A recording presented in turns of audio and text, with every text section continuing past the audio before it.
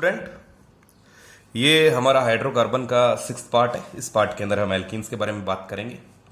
देखो बच्चों, पिछली बार हमने एल्केन के बारे में पढ़ा था और इस वीडियो के अंदर हम चर्चा करेंगे कि एल्कीन्स क्या हैं। कि देखो, एल्कीन्स के बारे में चर्चा करने से पहले मैं आपको बता दूं, when carbon is having double bond, carbon is having a double bond, यानी हम ये कहें sir acyclic unsaturated hydrocarbon containing carbon carbon double bond are called as alkene. ठीक है, यानी एल्कीन द्विआबंध युक्त असंतृप्त हाइड्रोकार्बन है। ठीक है, एल्कीन का जो सामान्य सूत्र है वो हमारे पास CnH2n है। अगर हम बात करेंगे sir lower member of this alkene is, हमारे पास क्या कौन से आएंगे sir? Carbon carbon double bonded हो गया तो एक तो हो गया एथीन, फिर प्रोपीन आ जाता है। दूसरी जो नेक्स्ट चीज हम एल्कीन के बारे में कहें, जैसे इसका प्रथम सदस्य कौन सा हो गया? The first member of this series is ethene. दूसरा हम ये कहें कि सर जैसे एल्केन को हम पैराफिन्स कहते थे। देखो याद करो बच्चों, एल्केन को हम क्या कहते थे? पैराफिन। पैराफिन इसलिए कहते थे, that is para means less N affinity, यानी लेस एफिनिटी, तो लेस एफिनिटी यानी लेस रिएक्टिव। यहां हम एल्कीन्स को ओलिफिन्स कह रहे हैं। This word is actually derived from a Greek word Oliphant. Olefins एक ग्रीक शब्द से डिराइव हुआ है जिसका मतलब होता है ऑयल फॉर्मिंग। ऑयल फॉर्मिंग का मतलब हमारे यहां हुआ कि सर अगर हम इनकी रिएक्शन यानी X2 यानी Cl2 या Br2 से कर दें तो ये ऑयली प्रोडक्ट्स देते हैं। ठीक है, यानी ऑयली यानी तेली जैसे द्रव देते हैं, इसलिए इसका जो नाम दिया था एल्कीन को हम क्या कहते हैं? ओलेफिन्स कहते हैं। मेरे हिसाब से ये बात समझ आ रही होगी। अब देखो हम इनके स्ट्रक्चर के बारे में बात करते हैं। जैसे कि आपको मैंने स्टार्टिंग में ही बताया कि sir it is having a carbon carbon double bond, sir द्विआबंध युक्त असंतृप्त हाइड्रोकार्बन को हम एल्कीन कहते हैं। तो देखो इसमें एक चीज तो क्लियर होगी कि सर एक तो हमारे पास सिग्मा बॉन्ड है, वन इज सिग्मा बॉन्ड और another one is pi bond. अब सिग्मा और पाई, वैसे भी हमें पता है sir sigma pi bond present है, तो सिग्मा बॉन्ड देखो, बॉन्ड जो सिग्मा बॉन्ड है वो हमें पता है। अगर इसका हम ऑर्बिटल पिक्चर देखें एथीन का, देखो यहां देखिए बच्चों, ऑर्बिटल पिक्चर देखें। ऑर्बिटल पिक्चर का हिंदी में कहें तो कक्षा आरेख सिग्मा बंध के लिए। तो एथीन के कक्षा आरेख में अगर हम सिग्मा बॉन्ड का देखें तो सर ये जो कार्बन है जो sp2 हाइब्रिडाइज्ड है, ये कार्बन जो कि sp2 हाइब्रिडाइज आपस में अति व्यापन यानी ओवरलैपिंग से, कौन से overlapping? Head on overlapping, axial overlapping या हेड ऑन ओवरलैपिंग, समाक्ष अति व्यापन के फलस्वरूप हमारे पास क्या बनता है? सिग्मा बॉन्ड, यानी ओवरलैपिंग बढ़िया है तभी हमारे पास सिग्मा बॉन्ड। नेक्स्ट है हमारे पास सर पाई बॉन्ड। अगर हम इसका कक्षीय आरेख देखें सर, ऑर्बिटल पिक्चर इसकी देखें, तो यहां पे हमारे पास जो sp2 हाइब्रिडाइज थे हमारे पास sir, pi bond is formed by lateral overlapping, lateral और side overlapping of 2p orbitals. ठीक है बच्चों, यानी कहने का मतलब यह हुआ कि सर जो पाई बंध है सी के बीच में, कार्बन कार्बन के मध्य जो आबंध है हमारे पास, यह संकरित 2p कक्षकों के समपार्श्विक अतिव्यापन के फलस्वरूप बनता है। तो एक हो गया हमारे पास सिग्मा, एक हो गया हमारे पास पाई। अब इस carbon carbon double bond structure को देखें तो सर यहां हमारे पास जो इसकी बॉन्ड लेंथ है, आबंध लंबाई आती है 134 पिकोमीटर। हालांकि हमें एल्केन की याद है, एल्केन की कितनी थी? 154 और इसकी कितनी है? 134। सर ऐसा क्यों हुआ? तो देखो इसके बारे में चर्चा करेंगे। और ये हमारे पास कार्बन कार्बन की आबंध लंबाई हुई और CH आबंध लंबाई है वो हमारे पास आती है 110 पिकोमीटर। ठीक है, अब देखो होता क्या है कि सर पुअर ओवरलैपिंग है इसके बीच में सर, सिग्मा और पाई आपने बताया, तो दो p ऑर्बिटल्स के बीच में पुअर ओवरलैपिंग से क्या है कि सर जो पाई बॉन्ड है ये दुर्बल बंध है, दुर्बल, वीकर देन सिग्मा। सिग्मा तो होगा ही स्ट्रॉन्ग क्योंकि वो सर एक्सियल ओवरलैपिंग से बना है, हेड ऑन ओवरलैपिंग से बना है। तो presence of a pi bond makes, थोड़ा इसको क्या कर देती है? शॉर्टर कर देती है दिस डिस्टेंस को by side wise overlapping of this one. तो इससे होगा क्या कि सर ये पहले की तुलना के अंदर हमारे पास जो 154 है उससे तुलना में ये हमारे पास बॉन्ड लेंथ क्या रहेगी? छोटी रहेगी। दूसरा, presence of a pi bond makes alkene behaves as a source of loosely held electron।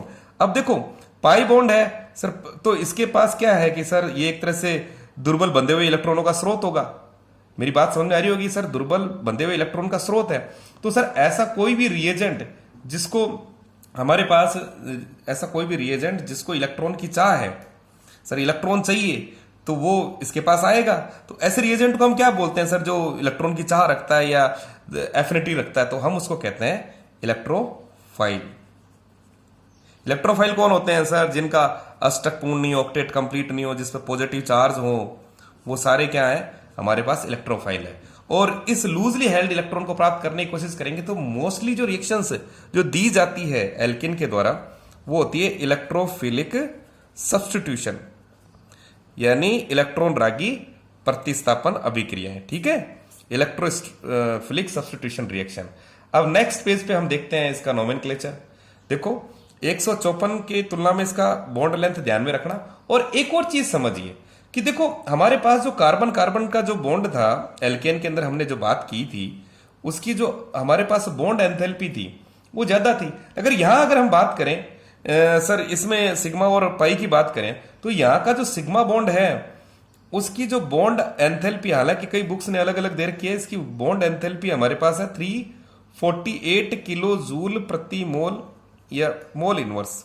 और जो पाई बॉन्ड है उसकी जो हमारे पास बॉन्ड एंथैल्पी यानी बॉन्ड डिसोसिएशन एंथैल्पी, आबंध ऊर्जा, इसको तोड़ने के लिए प्रदान की गई ऊर्जा, तो देखो पाई इजीली टूट सकती, क्योंकि पाई की बॉन्ड एंथैल्पी कम है, इसलिए ये हमारे पास इलेक्ट्रॉन का सोर्स, इलेक्ट्रॉन के सोर्स के रूप में काम करता है। अब नेक्स्ट पेज पे हम देखते हैं इसका नोमेनक्लेचर।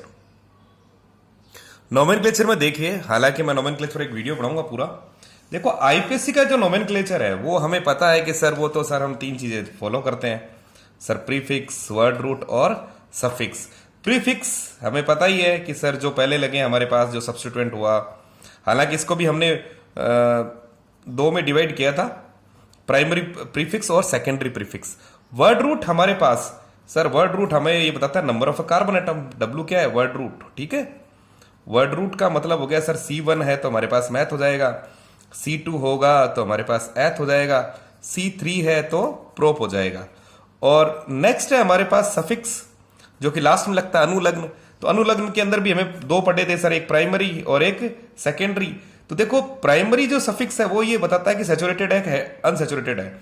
एल्केन के लिए हम यूज कर रहे थे एन और एल्किन के लिए हम यूज करेंगे इन। अब देखो बच्चों, पहला देखो नोमेनक्लेचर समझने से पहले ध्यान से सुनना और समझने का प्रयास करना। जैसे मैं एक एग्जांपल लेता हूं कि जैसे हमारे पास हुआ सर CH3 CH2 एक एग्जांपल लेते हैं CH2 और ये हो गया हमारे पास CH2 CH3। अब अगर हम इसको देखें सर तो हमारे पास 2 कंडीशंस आती है। देखो इसको मैं दोबारा लिखता हूं CH3 CH2 C double bond CH2 और ये हो गया CH2 CH3। अगर हम इसको देखें तो सर हमारे पास 2 कंडीशंस आती है। सर इसकी नंबरिंग कहां से करें? पहले देखो हमने पढ़ा है the longest chain of a carbon atom including the double bonded carbon atom should be selected. अब हमने तो ये पढ़ा सर लंबी श्रृंखला का चयन कीजिए। लंबी श्रृंखला अगर हम देखें तो सर ये निकल के आती है।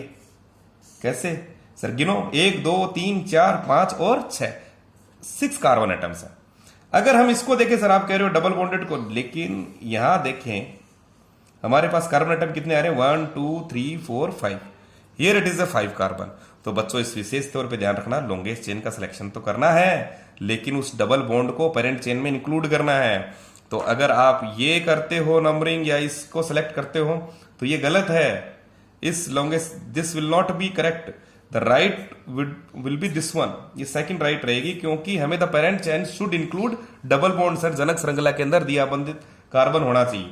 अब देखो दूसरी चीज देखिए हमारे पास, देखो नियम ना समझिए, जो मैं बता रहा हूं उसको फॉलो करते जाइए। जैसे एक एग्जांपल लेते हैं हमारे पास CH3 डबल बॉन्ड CH2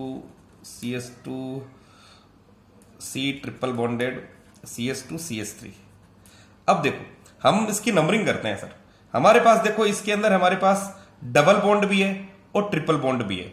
अब देखो नंबरिंग की सर 2 पॉसिबिलिटीज होती है। एक तो यहां से करें 1 2 3 4 5 6 7 और 8। एक हमारे पास पॉसिबिलिटी है कि सर हम इसको यहां से करें 1 2 3 4 5 6 7 और 8। तो देखो ऐसी कंडीशन हो जहां डबल बॉन्ड और ट्रिपल बॉन्ड दोनों दे रखे हो, देखो तो हमें देखो ये चीज फॉलो करनी है कि sir numbering should be done from that and जहां डबल बॉन्ड और ट्रिपल बॉन्ड पास आ रहे हो। दोनों पर करके देख लो। जैसे मैं अगर यहां देखूं तो हमारे पास दो कंडीशन आ रही है, जैसे एक मैं ए लिख देता हूं, एक मैं बी लिख देता हूं। इसे lowest set of locant rule कहते हैं। वैसे मैं आपको बता देता हूं, देखो यहां से देखें तो डबल बॉन्ड कितने पर आ रहा है सर, डबल बॉन्ड हमारे पास आ रहा है 2 पोजीशन पे, ठीक है ना। और ट्रिपल बॉन्ड कितने पे आ रहा है, 5 पे। 5 पे कितना आ रहा है, ट्रिपल बॉन्ड। अब हम यहां से देखें तो सर 3 पे क्या आ रहा है हमारे पास, ट्रिपल बॉन्ड। और 6 पे क्या आ रहा है, डबल बॉन्ड। अब देखो इन दोनों को अगर हम जोड़ के देखें, सर इन दोनों को जोड़ के देखें तो 2 5 कितना हो गया, 7। और यहां कितना हो गया, 9। तो हमें numbering should be done from that end वहां lowest set of locant rule हो, यानी 7। यानी हमारी जो नंबरिंग होगी वो इधर से नहीं होगी, ये गलत है, ये रॉन्ग है। हमारी नंबरिंग होगी फ्रॉम लेफ्ट टू राइट, ठीक है बच्चों। यहां से नंबरिंग करेंगे, क्यों, क्योंकि सर यहां डबल बॉन्ड 2 नंबर पे आ रहा है, ट्रिपल बॉन्ड हमारे 5 नंबर पे आ रहा है। और अगर हम इनकी पोजीशन को जोड़ के देखें तो 7 आता है, यहां देखें तो सर ज्यादा आ रहा है। तो नंबरिंग का विशेष तौर पे ध्यान रखें। अब देखो हम एक और दूसरा एग्जांपल लेते हैं। पहले देखो नंबरिंग करना, लॉन्गेस्ट चेन को सिलेक्ट करना, देखो हम सीक्वेंस से लेंगे, वो चीज समझिए आप। अब जैसे थर्ड एग्जांपल लिया मैंने, जैसे एक एग्जांपल ले लेते हैं, जैसे CH3CH, ये हमारे पास हो गया, ये तो आपने देख ही लिया। एक दूसरा लेते हैं, थर्ड का एग्जांपल। अगर सर दोनों ऐसे देखो कि सर डबल बॉन्ड और ट्रिपल बॉन्ड दोनों आ रहे हैं, लेकिन दोनों सेम पोजीशन पे, जैसे इसको देखो, CH हो गया ट्रिपल बॉन्ड, ठीक है। ये हमारे पास हो गया कार्बन CH2 CH, ये हो गया डबल बॉन्ड। अब इसको हम देखो कार्बन को गिनते हैं सर, 1 2 3 4 5। अब हमारे पास समस्या ये आई कि सर यहां अगर हम नंबरिंग करें तो देखो नंबरिंग करते हैं तो सर 1 2 3 4 5, यहां पर भी देखें 1 2 3 4 5। तो सर यहां पे पहले पोजीशन पे भी डबल बॉन्ड है, यहां ट्रिपल बॉन्ड है, तो नंबरिंग किधर से करें। तो देखो नंबरिंग के लिए आप हमेशा ध्यान रखो कि प्रायोरिटी ऑर्डर में the carbon carbon double bond is always given priority over carbon carbon triple bond, ठीक है। और वैसे भी हमें पता है ई पहले आता है वाई से, ई इज पहले आएगा इन आइन से। तो देखो हमें नंबरिंग जो करनी है वहां से करनी है। अगर दोनों डबल और ट्रिपल बॉन्ड अगर समान स्थिति पे आ जाए तो numbering done from that end, यानी उस सिरे से करेंगे which is near to double bond, यानी यहां से नंबरिंग नहीं होगी, नंबरिंग होगी यहां से 1 2 3 4 5। ये ऊपर वाला गलत है, ठीक है बच्चों। 1 2 3 4 5 ये आईपीसी की रिकमेंडेशन है। The numbering should be done from that end which is near to double bond. और डबल बॉन्ड अगर डबल और ट्रिपल बॉन्ड है तो डबल बॉन्ड अगर दोनों समान स्थिति में है, देखो मेरी बात सुनना और समझने का प्रयास करना। नेक्स्ट देखते हैं अपन, नेक्स्ट पेज पे और नोमेनक्लेचर समझते हैं। फोर्थ देखिए, हमारे पास CH3CH डबल बॉन्ड CH3 है, ठीक है। तो देखो अगर इसका, अरे एक और अपनी कंडीशंस रह गई कि अगर सर एक ही बॉन्ड 2 बार आ जाए, जैसे डबल बॉन्ड हो या ट्रिपल बॉन्ड हो। जैसे मैं इसकी बात करूं, जैसे हमारे पास CH2 है, या इसको एक सेकेंड, CH2 ये हो गया, एक हमारे पास ये हो गया, और ये हो गया CH, और ये हो गया डबल बॉन्ड। तो देखो बच्चों इसको विशेष तौर पे ध्यान रखना, डबल बॉन्ड हो या ट्रिपल बॉन्ड हो, ठीक है, अगर वो किसी भी पेरेंट चेन में एक से अधिक बार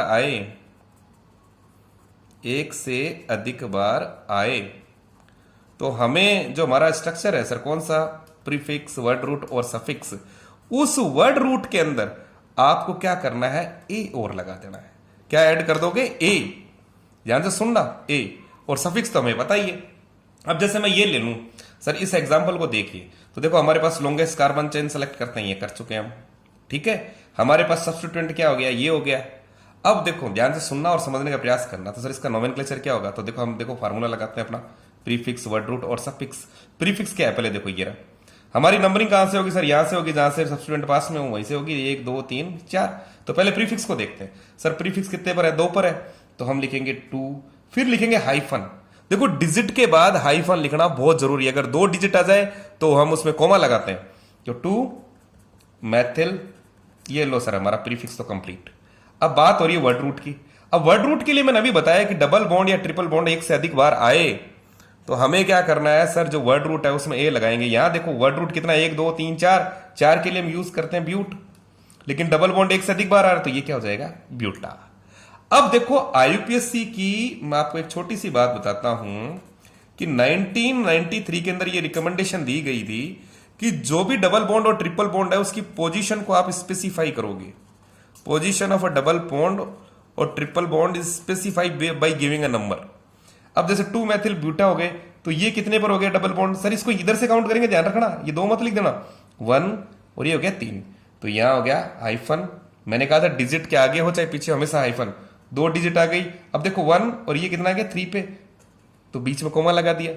अब आ जाएगा हमारे पास डाई इन। मेरे हिसाब से ये बात आपको समझ में आई होगी। अब देखो छोटे छोटे हम इसका एग्जांपल है, जैसे ये है सर इसका नाम बताओ, तो देखो वही मैंने कहा आपको फार्मूला रखो, prefix word root plus suffix. तो अपन कैसे करेंगे, पहले प्रीफिक्स ढूंढो, सर प्रीफिक्स तो है ही नहीं। वर्ड रूट देखो सर हमारे पास कितना है 1 2 3 4, तो हम लिखेंगे सर ब्यूट। अब सफिक्स देखेंगे तो सर सफिक्स में तो हमें पता है कि पहले सैचुरेशन और अनसैचुरेशन देखिए, फंक्शनल ग्रुप है नहीं इसके अंदर, तो हमें पता है नंबरिंग कहीं से ही कर लो इसमें, तो 1 2 3 और 4। तो जो बॉन्ड है हमारे पास double bond that should be given a number, तो हाइफन 2 हाइफन ब्यूट टी ब्यूट 2 इन, ये लो हमारा इसका नोमेनक्लेचर हो गया। अभी जैसे मैंने थर्ड पिछले जो एग्जांपल लिए सारे उसमें डबल बॉन्ड और ट्रिपल बॉन्ड हो, तो वो कैसे करेंगे, तो देखो बच्चों इसको देखो ध्यान से। जैसे एक एग्जांपल लिया मैंने CH triple bonded CH2 CH double bond CS2, 1 2 3 4 5 carbon है इसके अंदर। अभी जैसे आपको कहा गया कि सर इसका नोमेनक्लेचर लिखिए, देखो ये CH, ठीक है, तो देखो पहले तो हमें पता है कि सर नंबरिंग तो यहां से होगी, क्यों होगी भाई, सर डबल बॉन्ड को प्रायोरिटी देते हैं, दोनों ही समान स्थिति में है, अभी थोड़ी देर पहले ही समझाया। अब पहले फार्मूला लगाओ हमारा, sir prefix word root plus suffix, तो प्रीफिक्स तो इसमें कुछ है नहीं, वर्ड रूट देखिए कितना है सर 1 2 3 4 5, तो हम लिखेंगे पेंट, ठीक है। अब देखो पोजीशन डिफाइन करनी है, carbon carbon double bond is given a priority over triple bond, तो सर सबसे पहले तो हम ये देखेंगे कि ई पहले आता है, अल्फाबेटिकली भी पहले आता है, हाइफन 1 और यहां लिखा हमने ENE। अब फिर हम हाइफन देखेंगे क्योंकि फिर हम डिजिट शो करनी पड़ेगी, कितने पर है ये 4 पे है, 1 2 3 4 पे, ठीक है ना, तो ये हो गया हमारे पास 4, हाइफन फिर देंगे, फिर कितने पे सर YNE, इसका जो सफिक्स लगता है वो YNE लगता है आइन। तो अब अगर हम ये कहेंगे क्या ये सही है, नहीं ये अभी भी सही नहीं है, आपको बता देता हूं। अगर आप ये लिखते हो तो सही नहीं है, सही इसलिए नहीं है कि अगर हमारे ई के बाद अगर वाई आ रहा है या AEIOU कुछ भी आए, तो हमारा ई जो है इसको हम ओमिट करते हैं, यानी इसका सर जो करेक्ट नेम होगा वो होगा पेंट 1 इन 4 आइन। मेरे हिसाब से ये बात आपको समझ आई होगी। तो देखो बच्चों हमने इस नोमेनक्लेचर को समझा। अभी जैसे हमने पिछले भी जैसे कुछ लिया वो जो है वो आराम से कर सकते हैं इसके अंदर कोई भी एग्जांपल लेके। जैसे हमारे पास था जैसे ऑक्टेन वाला था, जो भी मैंने पिछले एग्जांपल दिए, तो आपको जो ध्यान में रखना है वो यही रखना है कि अगर दोनों आ रहे हैं तो ये जो नोमेनक्लेचर बताया आप, तो ये फार्मूला फॉलो कीजिए, प्रीफिक्स वर्ड रूट और सफिक्स। अगर डबल बॉन्ड और ट्रिपल बॉन्ड एक से अधिक बार आ रहा है तो हम वर्ड रूट के अंदर ए लगाएंगे, जैसे यहां लगाया मैंने ब्यूटा। अगर ये 5 होता तो पेंटा हो जाता, समझ रहे हो ना, ब्यूटा। ये अगर सीधा सिंपल ही है, जैसे अगर हमारे पास ब्यूटा 1,3 डाइन जैसे कई एग्जांपल आते हैं ना, जैसे हमने ये ले लिया carbon carbon carbon carbon carbon, ठीक है। अब इस कार्बन के अंदर सर एक डबल बॉन्ड यहां शो कर दिया, एक हमारे पास यहां शो कर दिया, वैलेंसी पूरी कर लीजिए इसकी, H2 यहां हो गया CH और ये CS2, ठीक है। देखो इसको देखो, कार्बन 1 2 3 4 1 2 3 4, ये देखो।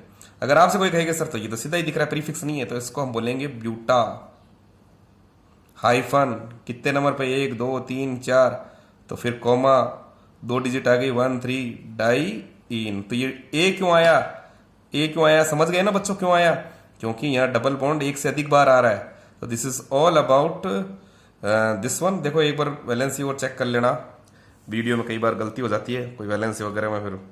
तो this is all about nomenclature, short सा पोर्शन बनाया, 19 मिनट का वीडियो हो चुका, और मेरे हिसाब से आपको नोमेनक्लेचर और थोड़ा स्ट्रक्चर के बारे में समझ में आएगा। नेक्स्ट वीडियो में हम इसके मेथड ऑफ प्रिपरेशन के बारे में चर्चा करेंगे। That's all, thank you.